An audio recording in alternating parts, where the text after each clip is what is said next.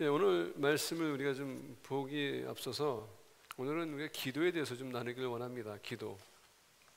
많은 분들은 기도하는데 얼마나 기도하고 있으며 기도하는데 무엇을 위해서 기도하는지, 여러분 아침에 일어나셔서 기도하셨습니까?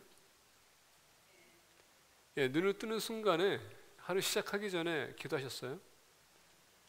예, 이제 목소리가 좀 조금씩 잦아지고 있네요. 제가 얘기하는 기도는 매일마다 우리는 기도하고 있습니다. 근데 여러분들이 소중하게 여겨야 될 것은 뭐냐? 오늘 하루 하나님께서 주신 이 날, 새날이거든요. 하나님의 은혜예요. 그래서 정말 여러분 일어나면서 아침에 하나님 오늘도 하루 주님께서 우리에게 허락하셨군요. 그래서 진정으로 여러분 마음을 느끼면서 감사하는 마음을 가지고 기도했을까 한번 생각해 보기 싶습니다. 왜냐하면 우리는 늘상 하루 우리가 지내기 때문에 오늘도 또 하루의 하루구나 라고 생각하면서 일어나는 사람들이 많아요. 신장 수술했었을 때는 저는 매일 아침마다 하나님께서 나에게 이 새날을 주셨군요, 항상 감사하는 마음이 있었고요. 지금도 똑같아요. 근데 최근에 와서 이제 몸이 이제 피곤하고 지치다 보니까 아침에 일어났을 때 또 하루 시작하는구나 이런 생각이 들 때가 있습니다. 밤에 잘 때도 기도해요. 하루 주셔서 감사합니다. 혹 내가 오늘 밤이 나의 마지막 밤이라면 주님의 눈에서 제가 이 세상에서 눈을 뜨지 못한다면 주님의 품에서 눈을 뜰 수 있도록 저를 받아주세요 하는데, 그것도 때로는 피곤하면 그냥 포기하고도 잘 때가 있습니다. 기도는 노동이라고 어떤 분이 얘기했습니다. 왜 노동일까요? 주님이 기도하면서 땀을 흘려주셨거든요. 그 땀이 얼마나 신중하게 흘렸으면 그게 피로 마치 피처럼 흘렸다. 그 끈기, 열정, 간절함. 주님의 기도의 생활은 새벽, 미명에, 그리고 밤늦게 아버지와 교제하면서 어떻게 하루하루 본인이 지내셨는지, 어떻게 사역을 했는지, 그리고 마무리까지. 세상 십자가 지시기 그날까지 우리가 마지막 그 십자가 사건에서도 아버지에게 얘기하지 않습니까? 저희들을 용서하라고, 그리고 내 영을 받아주시옵소서. 그 간절한 기도, 우리는 그런 기도를 지금 하고 있는가? 예수님 처음 만났을 때는 막 간절해요. 기도가 모르지만, 기도할지도 모르지만 하나님과 교제할 수 있다는 그 순간, 그 시간만큼도 그렇게 소중했는데, 이제는 늘 생활하다 보니까 그게 귀찮을 때가 있고요, 그냥 짜증날 때도 있고, 그냥 포기하고 우리가 그냥 모르겠다 하는 때가 많아요. 그러다 보니까 우리의 삶이 점검이 안 돼요. 영적인 삶이 점검이 안 됩니다. 내 하나님과의 관계가 점검이 안 되고, 내가 말씀을 보고 있음에도 불구하고 영적으로 그 점검이 안 되고, 우리가 영적으로 해이질 때가 많습니다. 오늘은 제가 기도에 대해서 얘기하려고 합니다. 오늘 본 말씀 보게 되면 예수님께서 23절에 얘기합니다. 내가 진실로 너에게 이르노니 누구든지 이 산더러 들리어 바다에 던져지라 하며 그 말하는 것이 이루어질 줄 믿고 마음에 의심하지 아니하면 그대로 되리라. Do not doubt but have faith. Do not doubt but have faith. 의심하지 말고 믿으라. 근데 여러분, 그 믿음이라는 것은 그냥 오는 게 아닙니다. 하나님과 지속적인 대화 속에서, 기도를 통해서 우리가 얻을 수 있는 것이 바로 믿음입니다. 말씀 보는 것도 여러분, 우리가 하나님과 대화하지 않고 그 말씀 절대 이해할 수 없습니다. 오늘 우리가 기도에 대해서 같이 보기를 원합니다. 우리가 본 말씀에 앞서서 보게 되면 예수님께서는 예루살렘 입성하십니다. 그러면서 계속적으로 주님께서는 이제 예루살렘에 가서 정교 지도자가 계속 마찰이 있어요. 이제 그 주님께서는 마지막 6월절을 이제 지내야 텐데, 그 예루살렘 입성하면서 계속 마찰이면서 예수님께서는 하루는 굶주려서 무화과나무를 지나가다가 무화과나무에서 그 무화과를 먹기 위해서 그 갔는데 보니까 무화과가 없었습니다.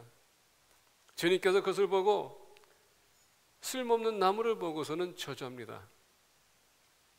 그러나 본 말씀 보니까 그들이 아침에 지나갈 때 그 다음날 지나가면서 보니까 베드로가 갑자기 생각난 게 뭡니까? 예수님께서 저 무화과 나무를 저주했는데 그 무화과 나무가 말랐더라. 영어를 보게 되면 뿌리까지 말랐다라고 합니다. 심각한 상태예요. 아마 베드로는 항상 누구보다도 말을 앞장서는 사람이기 때문에 누가 얘기하기도 전에 선수로 또 쳤어요. 주여, 라삐여, 보십시오. 저 무화과 나무 주님께서 저주했는데 말랐습니다. 아마 본인도 보면서 놀랐을 겁니다. 충격적인 사건이기 때문에 어떻게 말 한마디에 저 나무가 저렇게 시들어버릴 수 있을까? 그리고 보는 순간에 어떤 면에서 보기에는 엑사이팅하지만은 어떤 면에는 또 두려움도 있었어요. 왜? 그 나무가 죽어 있었기 때문에.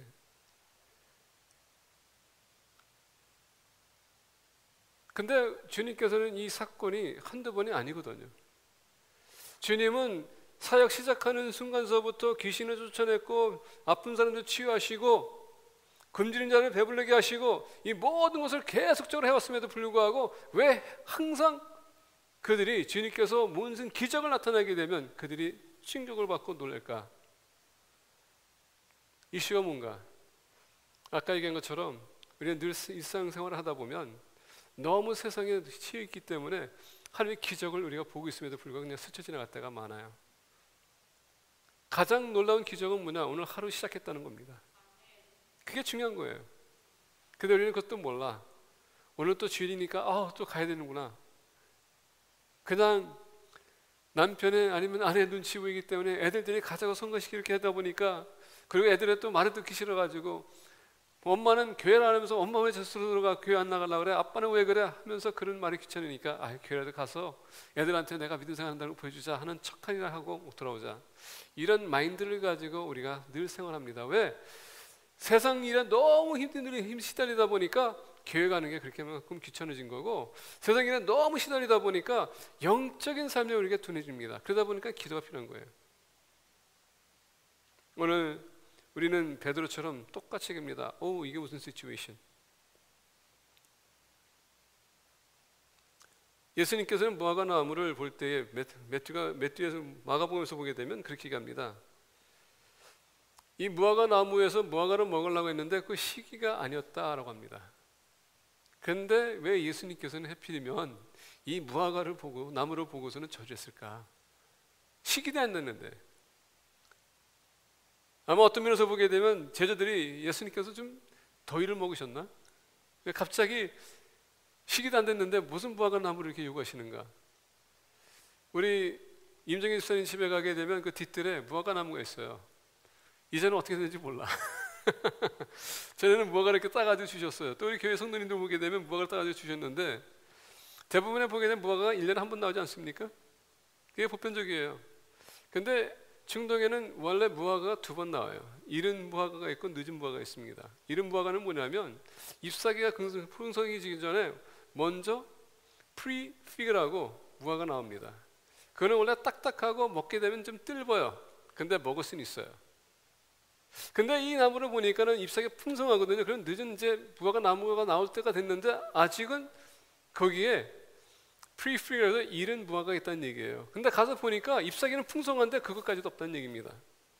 여러분 그것은 뭐냐면 이 무화과 나무는 아무런 쓸모없다는 얘기예요. 그냥 가지만 잎사귀가 풍성하지만 결국은 사람들에게는 아무런 유익을 줄 수 없다는 그런 나무를 보는 겁니다. 자, 제자들 봤었을 때 시기가 안 됐기 때문에 어떻게 저렇게 젖을 수 있을까 할 수 있지만 주님은 저 나무는 앞으로 계속 열매가 없을 걸 아시고서 어떻게 합니까? 쓸모없기 때문에 그냥 저주한 거예요. 이게 참 중요한 겁니다. 그러면서 예수님께서 여기서 2가지 차원에서 우리가 설명해 주는데 첫 번째는 뭐냐? 이스라엘 백성들의 종교 지도의 영적인 상태를 얘기하는 겁니다. 아무런 열매 없는 그런 삶. 율법은 갖고 있습니다. 성전에서 그 말씀을 가르치고 있습니다. 계속적으로 그 말씀을 가지고 논쟁하고 있습니다. 근데 그들의 삶은 아무것도 따르는 게 없어요. 지식은 가득합니다. 율법을 가지고 사람들하고 대할 때는 그들 꿀리는 게 없어요. 그들 지는 게 없습니다. 계속적으로 말씀 가지고 그들 맞대어 쓰고 있는데 근데 그들의 삶은 전혀 따르는 게 없습니다. 그 영적인 상태. 예수님께서 예루살렘 입성했습니다. 그들이 뭐 했습니까? 계속 주님과 논쟁을 계속 말씀을 가지고 마찰이 있었어요. 주님께서 얘기합니다. 너희들은 잎사귀는 무성하지만 열매는 아무것도 없다. 그리고 우리의 삶을 돌아볼 때에 우리 교회 안에서 여러분 화려한 사람들이 많아요. 열심히 봉사하는데 근데 여러분, 그건 형식적인 것이고 우리가 진정으로 열매 맺을 것이 있어야 되는데 그 열매를 못 맺고 사는 사람들이 많습니다. 열매에 대해서 우리가 보게 되면 갈라디아서 5장에서 뭐 들었습니까? 성령의 열매는 9가지를 이렇게 설명해 주면서 그 성품에 대해서 얘기하는데 전혀 우리 삶에서 그게 나타나지 않을 때가 많아요. 아직도 우리는 교회 다니고 있지만은 옛날 모습, 옛날 습관, 옛날 언어, 행동 이런 것이 계속적으로 드러나고 매일마다 그게 변하지도 않고 계속 똑같아요. 열매 없는 삶. 이런 열매를 맺기 위해서 예수님께서 그랬습니까? 요한복음 15장 보니까 주님 안에 거하면 너희가 과실을 많이 맺나니. 교회는 나오지만은 우리는 주님 안에 있는 것이 아니라 교회 안에 있는 것이지 주님과는 아무런 상관이 없는 그런 삶. 주님께서 지금 그것을 지적하는 것입니다. 매일마다 우리는 교회 나오지만 이런 모습들이 드러나지 않아요. 근데 이 무화과 나무하고 주님께 기도하고 무슨 상관인가? 한번 생각해 보길 원합니다. 여러분들 주일날 나오십니다. 여러분들 매일마다 기도하십니다. 기도하실 때 여러분들 그 날을 위해서 무슨 기도를 합니까? 물론 우리가 하는 찬양하고 경배하고 우리가 여러분 잘못한 거 죄에 대해서 우리 고백하지 않습니까? 근데 여러분 그 하루는 우리가 기도할 때 주님께서 아버지에게 나가서 무슨 기도했습니까? 그 하루 동안 그가 사역했던 모든 것을 고백하지 않습니까? 여러분 기도는 우리가 기도를 나가게 되면 우리 양심이 우리 영이 솔직해집니다. 기도는 우리를 솔직하게 만들어요. 그래서 기도를 나가게 되면 우리가 한 것과 안 한 것이 그 구별이 되기 시작하면서 어떻게 됩니까? 내가 오늘 열매 맺은 삶을 살았는지 안 살았는지 그게 드러나기 시작한다는 얘기입니다. 그래서 기도의 삶이 참 중요한 거예요. 왜? 기도는 거짓말이 없기 때문에, 거짓이 통하지 않기 때문에, 하나님이 다 알고 계시기 때문에, 다 깨뜨리고 계시기 때문에 기도하게 되면 여러분들이 정말 사는 데 있어서 열매 맺는 삶인지 아닌지 그게 드러나기 때문에 정직한 삶 중요해요. 근데 우리가 기도를 안 하는 이유는 몇 걸까? 우리가 지금 열매 맺는 삶을 살지 못하기 때문에 보고할 게 없어. 나가게 되면 두려워. 그리고 정직하지 못하기 때문에 우리가 기도를 소홀히 할 때가 많습니다.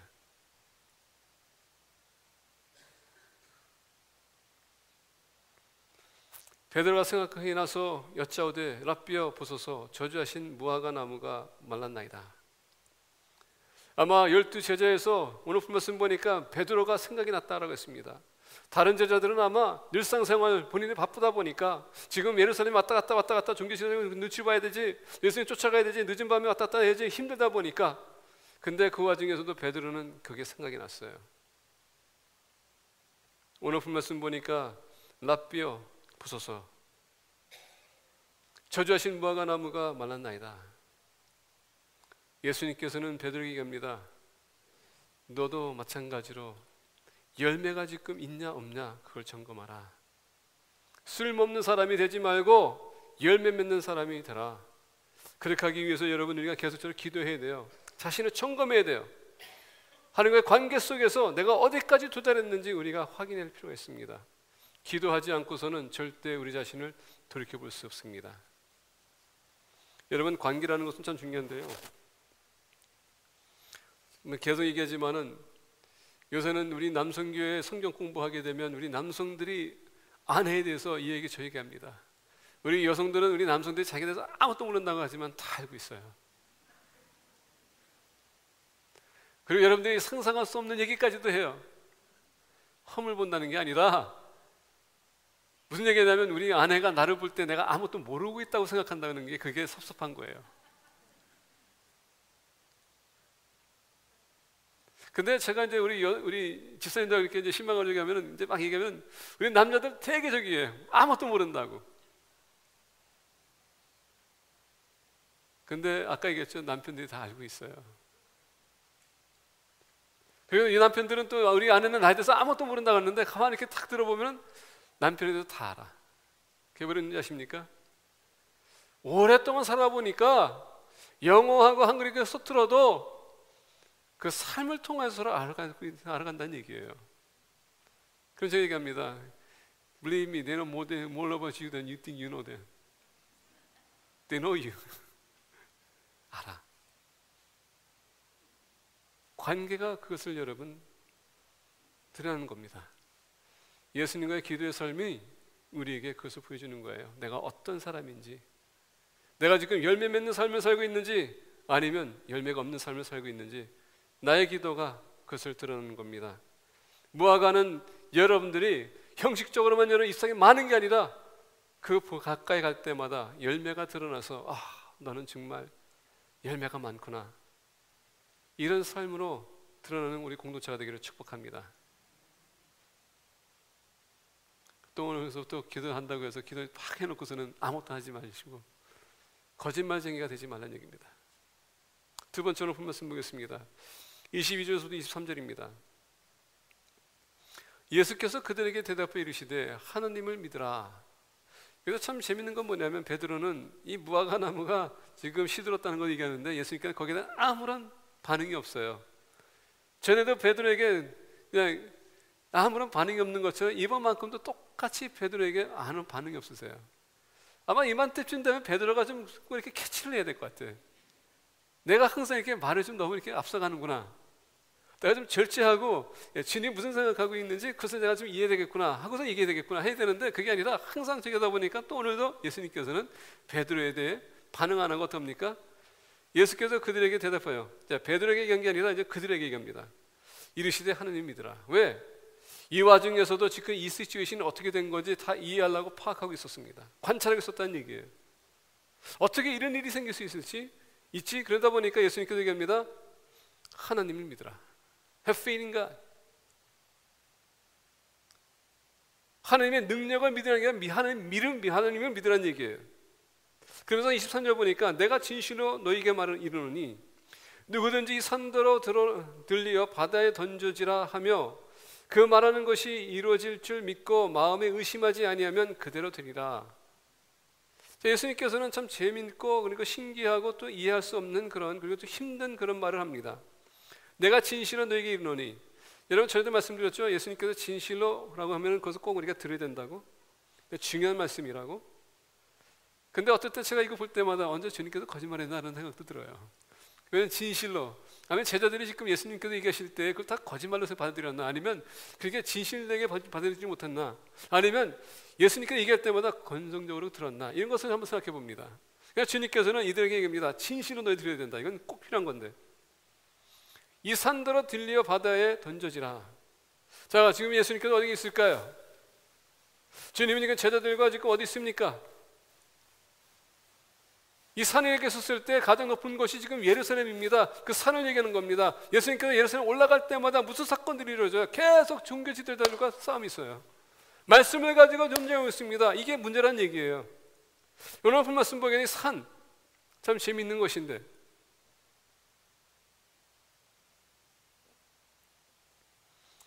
골든게이트 신학교 가게 되면 지금 팔려가지고 이제 더 이상 골든게이트 신학교가 아닌데, 이제 제가 이제 간판을 좀 내놔가지고 골든게이트 신학교가 이제는 게이트웨이라고 바뀌었어요. 그러니까 제가 우리 골든게이트 신학교 학생들하고 알람나이 가게 되면 우리는 앞으로 이제 뭐라고 불러야 되냐라고 항상 얘기합니다. 무슨 얘기냐? 골든게이트 신학교가 이제 간판 내려서 게이트웨이라고 했기 때문에 우리 졸업장 보게 되면 골든게이트 신학교라고 써 있어요. 게이트웨이라고 써 있지 않습니다. 근데 재밌는 것은 뭐냐면 총회 가게 되면요, 골든게이트 알람나이들 다 모이세요라고 써 있어요. 근데 가게 되면 거기 지도 목사님이 계시는데 제가 얘기합니다. 아니 게이트맨도 왜 자꾸 골든게이트를 부르냐고. 목사님이 바뀌시든지 아니면 학교 간판을 다시 바꾸든지 둘 중에 하나고. 그런데 그 목사님은 되게 싫어해요. 예, 대표이기 때문에. 제가 볼 때마다 저를 고개 흔들어요. 왜 제가 꼭 그런 얘기 해야 되냐고. 그래서 나는 기분 나쁘다고. 신학교가 그 이름 전통을 지켜야 되는데 이름을 바뀌었으니 이제 무슨 전통을 지키냐. 근데 그 신학교 가게 되면 골든게이트가 어떻게 세워졌는지 지어졌는지 그 사진들이 역사적으로 그냥 남아 있습니다. 그러면서 그 원래 근데 바위가 있는데 그 바위 위에다가 신학교 세운 거예요. 근데 그 세우기까지 어떻게 해서 물건들이 올라오는지 그걸 얘기하면서 어떻게 깎았는지 나옵니다. 근데 거기다 신학교를 세운다는 것 자체가 그들에게는 수수께끼였었어요. 숙제였었습니다. 그리고 거기에 이제 땅 주인이 이것을 규정할 때 어떻게 거기다 신학교를 세우기 원했던 것까지도 다 얘기했기 때문에 거기에 맞춰서 이제 신학교를 줘야 되는 겁니다. 그러면서 보니까 신학교를 짓기 위해서 그들이 땅을 갈고 온 것을 보니까 많은 작업이 들어갔다는 것을 사실입니다. 근데 아까 얘기했듯이 신학교가 세워지기까지 그들에게는 큰 문제였었습니다. 전에도 제가 말씀드렸어요. 우리 박경희 집사님 오빠가 부산에 계셨는데 우리 처음에 선교지 갈 때 우리 박경희 집사님 따라서 우리 부산 내려갔는데 이제 저시는 이게 보다 보니까 저쪽에 보니까 막 이렇게 막 공사하는데 막 흙들이 되어 있고 산들이 있는데 산이 그냥 반이게 뚝 떨어져 있더라고요. 그래서 물어봤어요. 왜 그러냐 했더니 산을 깎아가지고 신도시를 지금 개발하고 있다고. 문제는 뭐냐? 사람들은 인구는 늘어지고 있고 사람들이 퍼져다 보니까 안 되겠다. 산을 깎아서라도 우리가 신도시를 만들자 해서 그냥 깎아내는 거예요. 그거 보면서 문제를 저렇게 해결하는구나. 지금 여러분 지금 제가 왜 산에 대해서 얘기하는지 아시죠? 이 산은 우리의 인생의 큰 문제를 얘기하는 겁니다. 예수님도 지금 예루살렘을 정결케 하시고 정교 계획을 일으켜야 될 텐데 계속 그 안에 있는 사람들이 지금 문제를 삼는 것입니다. 이 문제에 대해서 지금 예수님께서는 고민하고 기도하고 있었습니다. 근데 여러분 이것은 본인이 고민하고 긍정한다고 해서 되는 게 아니라 아버지의 뜻 가운데서 그것이 이루어질 것을 알고 있었습니다. 제자들도 마찬가지로 이걸 어떻게 할 것인가 고민하고 있었는데 심지어 예수님께서도 그것도 알고 있었다는 얘기예요. 그래서 오늘 본 말씀 보니까 내가 진실로 너에게 이르노니 누구든지 이 산더러 들리어 바다에 던져지라 하며 그 말하는 것이 이루어질 줄 믿고 마음에 의심하지 아니하면 그대로 되리라. 주님은 그 문제를 해결답을 갖고 있었다는 얘기예요. 이스라엘 백성들이 광야에서 가나안 땅 정복하기 위해서 가장 먼저 그들이 부딪힌 문제점이 숙제가 뭐였습니까? 여리고 성. 한 번도 함락되지 않은 그 성.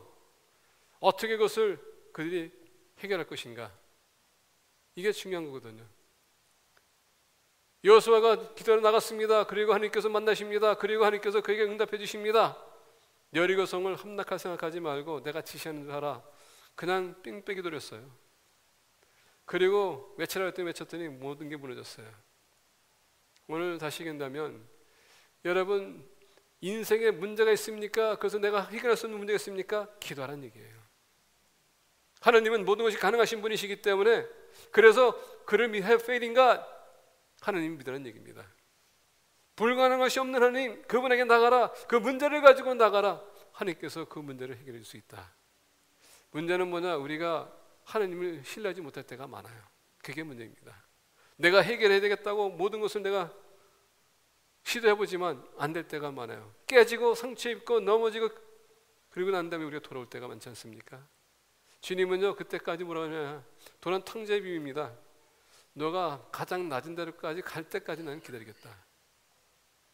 근데 하나님은 항상 우리 기다려주세요. 너가 돌아올 때까지. 그게 하나님이세요. 하나님은 우리의 삶을 주관하십니다. 우리가 기도하러 나가게 되면 어떤 문제도 우리가 해결할 수 있어요. 오늘 본 말씀 보니까 23절에 누구든지 이 산더러 들려 바다에 던져지라 하며, 라면 여기서 하며라는 단어가 say to라는 단어입니다. say to, 말을 하라, communicate. 산 보고 들려서 가라 했을 때 어떻게 돼요? 문제, 산이 움직인다. 중요한 건 뭐냐 여러분, 기도는요 문제가 생겼을 때 그 문제에 대해서 얘기할 것이 아니라 그 문제의 본심적인 핵심적인 문제를 우리가 다뤄야 된다는 얘기예요. 오늘 우리가 교회에 문제가 생기게 되면 사람들이 그 문제를 가지고 그 문제에 대해서 계속 얘기해요. 막 늘어집니다. 근데 여러분 우리가 문제에 대해서 얘기한다고 해서 문제 해결되는 게 아니거든요. 근데 문제에 대해서 계속 얘기하게 되면 시간 낭비가 돼. 그리고 이 작은 문제도 문제에 대해서 얘기하게 되면 뭐 이런 저런 문제 계속 복합적으로 하다 보면 그 작은 산이 그냥 큰 산이 돼버려. 이 얘기입니다. 오늘 말씀 보니까 그 문제를 직접 너가 얘기하라. 하나님 앞에 나왔었을 때 여러분 문제를 가지고 나옵니다. 근데 그 문제를 내 입술을 갑자기 말을 못하다니까 어떻게 합니까? 그냥 그건 돌려댄다면 그 문제는 절대 해결되지 않아요. 그 문제를 우리가 얘기해야 됩니다. 오늘 말씀 보니까 또 거기 두 번째는 뭐냐? 말하는 것이 이루어질 줄 믿고 마음에 의심하지 아니하면 그대로 되리라. 야고보서를 보게 되면 야고보서는 누구였었습니까? 예수님의 반 형제, 동생. 똑같은 어머니, 아버지만 틀립니다. 근데 그 야보가 처음에는 예수님 바라볼 때 조롱했던 자였었는데 예수님 돌아가시고 나서 그가 큰 변화가 있고 예루살렘의 지도자가 됩니다. 그 지도자가 얘기합니다. 야고보서 1장 보게 되면 똑같은 말이에요.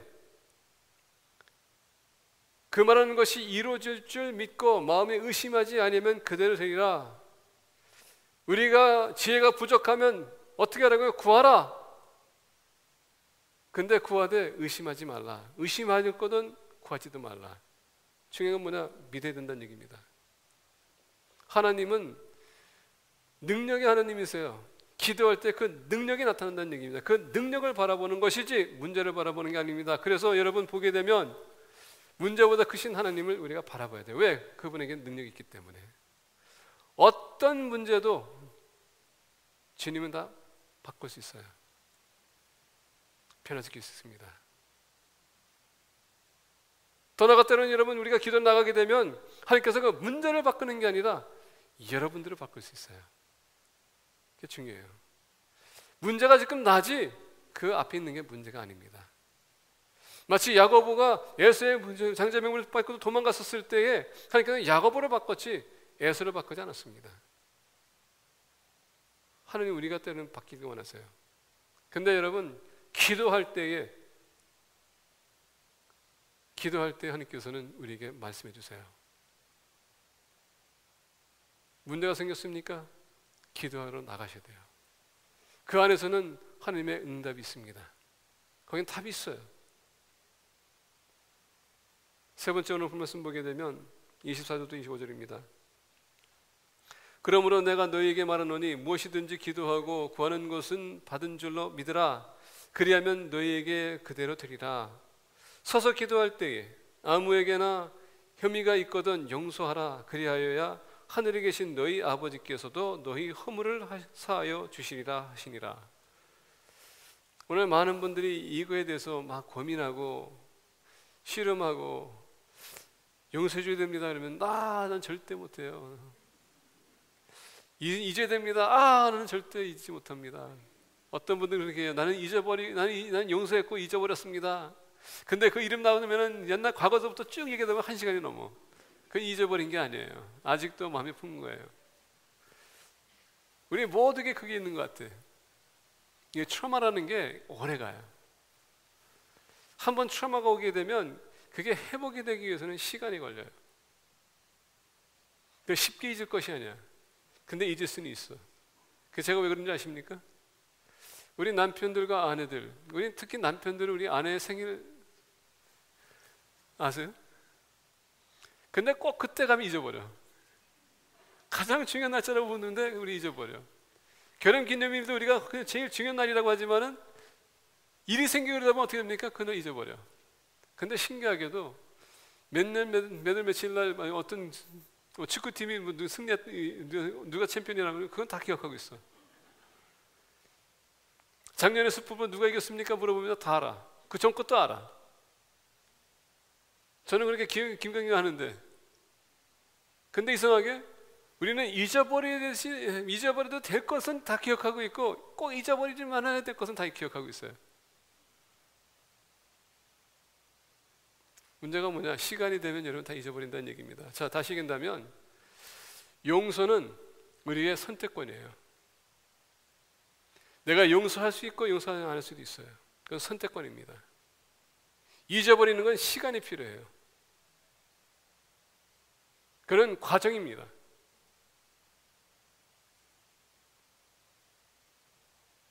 하나님께서 오늘 말씀 보니까 그러니까 용서하라고 했지 여러분 잊어버리는 얘기 하지 않습니다. 시간이 걸리기 때문에. 근데 용서를 구하고 있습니다. 근데 왜 용서와 기도가 중요한가? 여러분 우리가 하나님 앞에 나갈 때마다 하나님 저는 죄인입니다. 오늘 제가 말씀대로 살아가지 못했습니다. 내가 오늘 누굴 미워했습니다. 이 모든 것을 가지고 주님 앞에 나가서 어떻게 합니까? 용서해 주세요 라고 하지 않습니까? 그럼 우리는 알아요. 하나님 용서해 주세요 하면 하나님은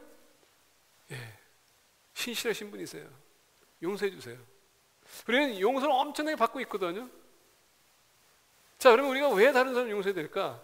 우리가 용서함으로써 내가 하나님께 용서받았던 것이 증명이 되는 거예요. 내가 하나님께 용서받고 있다는 것도 증명이 되는 겁니다. 용서한다고 해서 이런 법적인 것은 다 해결되는 게 아닙니다. 그것은 우리가 치료해야 돼. 그게 여러분 기억 남는다는 거예요. 그 용서가 우리가 잊어버릴 수 없다는 게 바로 그거예요. 용서는 해줘야 돼. 내가 하는 게 용서받고 있기 때문에. 근데 아까 말씀드린 것처럼 과정은요 시간이 걸려요. 근데 서서히 우리는 그것을 잊게 돼 있습니다. 근데 우리가 용서하고 잊어버리지 못하는 것은 아까 말씀드린 것처럼 지금 당장 사건이 벌어졌기 때문에 상처가 있기 때문에 그냥 아물기까지는 용서가 안 되는 거예요. 우리가 잊을 수 없는 겁니다. 근데 용서는 해줘야 돼. 그러므로 내가 너에게 말하노니 무엇이든지 기도하고 구하는 것은 받은 줄로 믿으라. 그리하면 너에게 그대로 되리라. 서서 기도할 때 아무에게나 혐의가 있거든 용서하라. Forgive. 그리하여야 하늘에 계신 너희 아버지께서도 너희 허물을 사하여 주시리라. 우리가 기도할 때에 용서를 구하게 되면 내가 형제자매를 용서할 때 그게 증명이 되는 거예요. 아, 내가 용서받는 삶을 살고 있구나. 사랑받는 사람이 사랑하면 그 사랑이 증명되는 것처럼 내가 여러분 평화를 누리는 사람이 그 평화를 다른 사람한테 끼치면 내가 그 증명이 되는 것처럼 내가 다른 사람에게 용서하게 되면 그게 증명이 되는 겁니다. 아, 내가 용서를 받았기 때문에 용서할 수 있구나. 내가 사랑받지 못하면 사랑할 수가 없습니다. 내가 평화를 누리지 못하면 평화 나한테 절대 있을 수 없습니다. 은혜 받은 사람만이 은혜를 끼칠 수 있거든요. 이와 같이 용서받은 사람만이 용서할 수 있는 것입니다. 그래서 기도가 필요한 거예요. 내가 용서받고 증명이 되기 때문에. 기도는 우리의 호흡이라고 했습니다. 생명이라고 했어요. 우리의 신앙 간증이라고 했습니다. 말씀 맺고자 합니다. 기도해야 될 중요성에 대해서 얘기했습니다. 첫 번째, 내가 기도함으로 내가 성직해지고 내가 기도함으로 내 열매가 어디까지 도달했는지 내가 증명이 되기 때문에 기도해야 되는 것입니다. 기도하는 사람은 절대 우리의 믿음, 우리의 열매, 영적인 열매 얼마큼 우리가 거두는 우리가 그것을 맺는지 우리는 알 수 없어요. 점검이 안 되기 때문에. 인생에 문제가 생겼습니까? 어려움이 생겼습니까? 내가 스스로 할 수 없습니다. 기도할 때에 하나님께서 그 길을 보여주십니다. 그 능력의 하나님 바라볼 때 그 능력의 하나님께서 역사하시는 것입니다. 기도는 능력을 발휘하는 것입니다. 그리고 기도는 용서하는 것이에요. 내가 하나님께 용서를 받고 있기 때문에 증명이 돼서 나도 용서해야 되겠구나. 그게 여러분 나에게 내 마음을 내 의지를 자발해서 움직이게 해서 그 사이 용서하게 하는 겁니다. 그동안 우리 교회 보게 되면 기도의 삶이 많이 소홀해진 것 같아요. 중보 기도도 보니까는 지금 많이 안 하고 있고 새벽 기도를 보니까는 새벽 기도에도 요새는 두세 사람 나오기 시작합니다.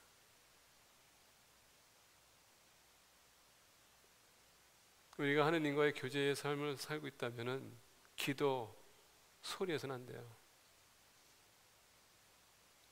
앞으로 좀 여러분 나오셔서 기도도 하시고 관계도 회복하시고 재밌는 것은 새벽 예배 나오라면 너무 힘들어서 못 나가는데 놀러 가면은 그 밤에 막 준비하고 잠도 못 자고서는 가는 거 보면 그건 다 거짓말이야.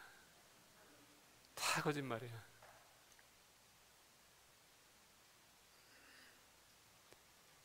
저는 속일 수 있어요. 저는 지극히 한계가 있는 사람이고 연약한 사람이기 때문에 그리고 저는 약한 사람이기 때문에 그냥 호락호락 다 받아들여요. 근데 여러분 하나님은 그런 분이 아니세요. 그런 분이 아닙니다. 하나님 앞에 정직한 사람들이 되기를 축복합니다. 기도하겠습니다.